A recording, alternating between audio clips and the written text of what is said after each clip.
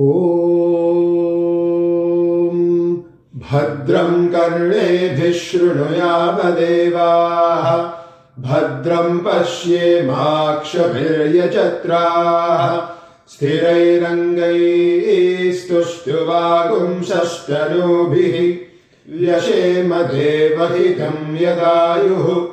स्वस्ति न इन्द्रो वृद्धश्रवाः स्वस्ति नः पूषा विश्ववेदाः स्वस्ति नस्ताक्ष्यो अरिष्टनेमिः स्वस्ति नो बृहस्पतिर्दधातु ॐ शान्तिः शान्तिः शान्तिः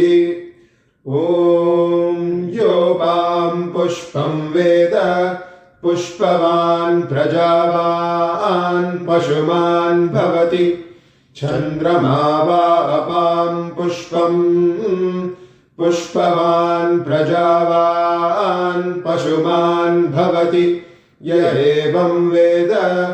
योपामायतनं वेद आयतनवान् भवति अग्निर्वा अपामायतनम्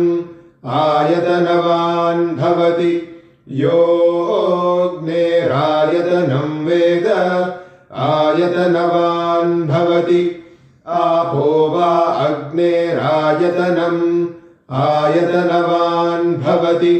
य एवं वेद योपामायतनं वेद आयतनवान् भवति वायुर्वा अपामायतनम् आयतनवान् भवति यो वायोरायतनं वेद आयतनवान् भवति आपो वै वायोरायतनम् आयतनवान् भवति य एवं वेद योपामायतनं वेद आयतनवान् भवति असौ वै तपन्नपामायतनम् आयतनवान् भवति यो मुष्यतपत आयतनं वेद आयतनवान् भवति आपो वा अमुष्यतपत आयतनम् आयतनवान् भवति य एवं वेद योपामायतनं वेद आयतनवान् भवति चन्द्रमा वा अपामायतनम् आयतनवान् भवति यश्चन्द्रमस आयतनं वेद आयतनवान् भवति आपो वै चन्द्रमस आयतनम् आयतनवान् भवति य एवं वेद योपामायतनं वेद आयतनवान् भवति नक्षत्राणि वा अपामायतनम् आयतनवान् भवति यो नक्षत्राणामायतनं वेद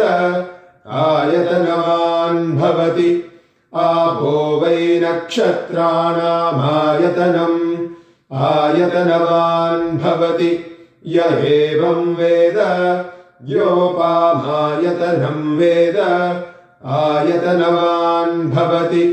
पर्जन्यो वा अपामायतनम् आयतनवान् भवति यः पर्जन्यस्यायतनं वेद आयतनवान् भवति आपो वै पर्जन्यस्यायतनम्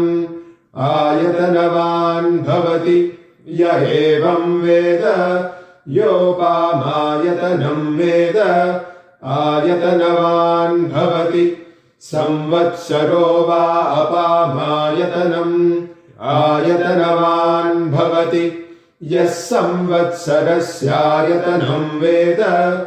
आयतनवान् भवति आपो वै संवत्सरस्यायतनम् आयतनवान् भवति य एवं वेद योऽप्सुनाभं प्रतिष्ठितां वेद प्रत्येव तिष्ठति ॐ राजाधिराजाय प्रसह्य साहिने नमो वयं वै श्रवणाय कुर्महे समे कामान् कामकामाय मह्यम्